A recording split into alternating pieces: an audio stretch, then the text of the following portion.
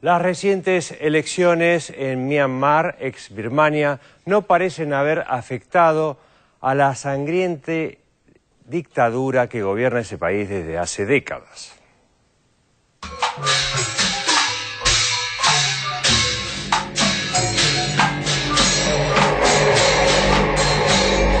Apertura democrática o farsa institucionalizada. Gobernada desde hace décadas por una junta militar que no ha vacilado en aplastar toda protesta popular y a la que se acusa de haber asesinado a miles de opositores políticos, la República de la Unión de Myanmar, ex Birmania, acaba de celebrar unas elecciones legislativas cuyas consecuencias exceden el resultado. Los comicios, los primeros en los últimos 20 años, se realizaron con la principal líder de la oposición, Aung San Suu Kyi, tras las rejas, y con su partido, la Liga Nacional para la Democracia, disuelto. La dirigente, Premio Nobel de la Paz en 1991, había ganado por abrumadora mayoría los comicios parlamentarios de 1990, que fueron inmediatamente anulados por el régimen. Desde entonces y hasta hoy, la junta militar gobernó el país con mano férrea sin permitir el menor disenso.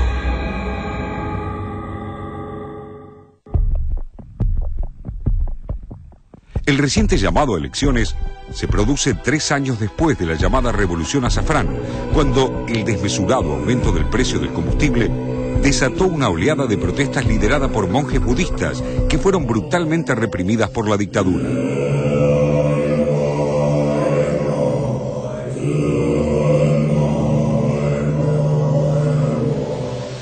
Aunque aún no existen resultados oficiales, el partido Unión, Solidaridad y Desarrollo, respaldado y financiado por la junta militar, se adjudicó el triunfo con el 80% de los votos. Los partidos opositores reconocieron su derrota, pero acusaron al gobierno de fraude masivo y de haber obligado a miles de empleados del Estado a votar anticipadamente por el partido oficial. This electoral process is designed to establish the primacy and unchallenged role of the military. And that's different from military playing a role, or that's different from the electoral process simply flawed and imperfect. We're talking about something deeply anti-democratic. El futuro presidente, que será un civil elegido por un colegio legislativo, designará a los ministros, a la Corte Suprema y al comandante en jefe de las Fuerzas Armadas, quien será quien tome las riendas del país ante un eventual estado de emergencia. I think this election is actually very important. Not the actual voting, not the actual election, but what happens afterwards. There is no doubt that a new phase in Burmese government is going to be issued in. It will be tightly controlled by the military, but it will be different to that we saw before the election. En 1989, los generales que controlan el gobierno decidieron cambiar la bandera, el himno nacional y el nombre del país, que pasó de denominarse Birmania a ser la Unión de Myanmar. El pretexto era integrar así a todas las etnias que viven en una nación en la que solo el 68% de la población es birmana. Pero lejos de abandonar la violencia, las fuerzas militares están acusadas de haber atacado durante el escrutinio a la minoría karen, causando un número desconocido de muertos y forzando al éxodo a 20.000 birmanos hacia la vecina Tailandia. Un día después de que Estados Unidos acusara a la Junta de Myanmar de robar la elección y de que las Naciones Unidas objetaran su transparencia, sus vecinos, China y Rusia, impulsados por las relaciones económicas que los unen, celebraron los comicios calificándolos como un paso adelante en la democratización del país.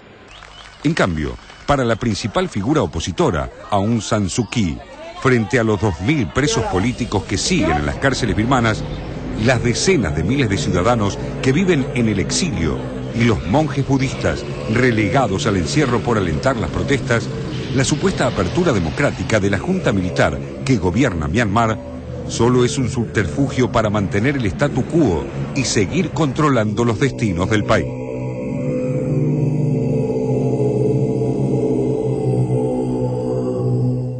Les decíamos que la Premio Nobel de la Paz 1991, en su momento candidata a las elecciones, fue liberada hace unas horas nada más. Ella estuvo en los últimos 20 años yendo y viniendo de la cárcel. Estuvo creo que cerca de 15 años en total presa en prisión domiciliaria. Lo que estamos viendo son justamente las imágenes de esta prisión domiciliaria. Un país que además ha tenido en estos últimos años un apoyo sostenido por parte de Rusia y de China, que en más de una oportunidad han evitado resoluciones en contra de la junta militar para las sanciones económicas que se le han impuesto o se le han querido imponer por otras partes, por otros países.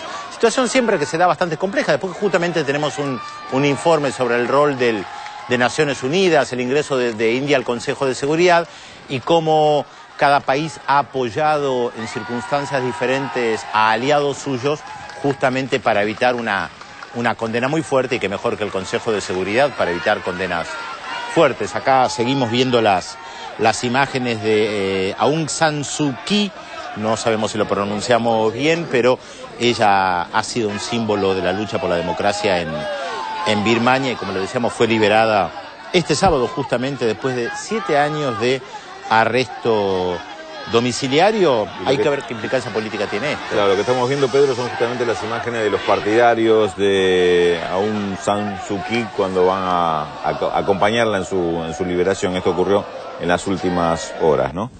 Un país, Myanmar, te agrego, de una población bastante importante. Son casi 48 millones de habitantes de esta población. Estábamos viendo recién el mapa. No hay datos muy confiables, ¿no? Obviamente los datos estadísticos de este país gobernado por una dictadura hace más de 2 décadas, pero lo cierto es que es uno de los principales productores de arroz del mundo.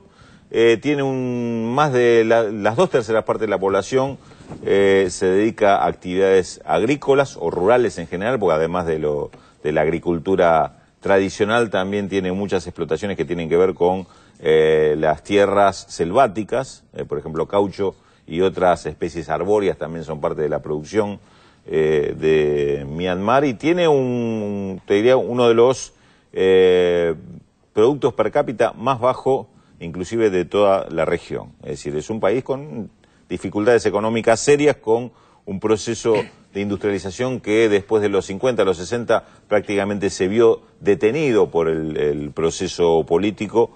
Muchas empresas fueron tomadas por el Estado, que pasó a ser el gran regulador, el gran control, pero con niveles de eficiencia cuestionables, por lo menos. Es interesante lo que decís de la producción agrícola, especialmente con el tema del arroz, porque gran parte de los países del sudeste asiático históricamente se han dedicado a la explotación y a su vez exportación de arroz. Y me pregunto cómo influye el tema del ingreso de nuevas inversiones. Por ejemplo, el caso de Vietnam, que se ha convertido en el segundo exportador del mundo de café.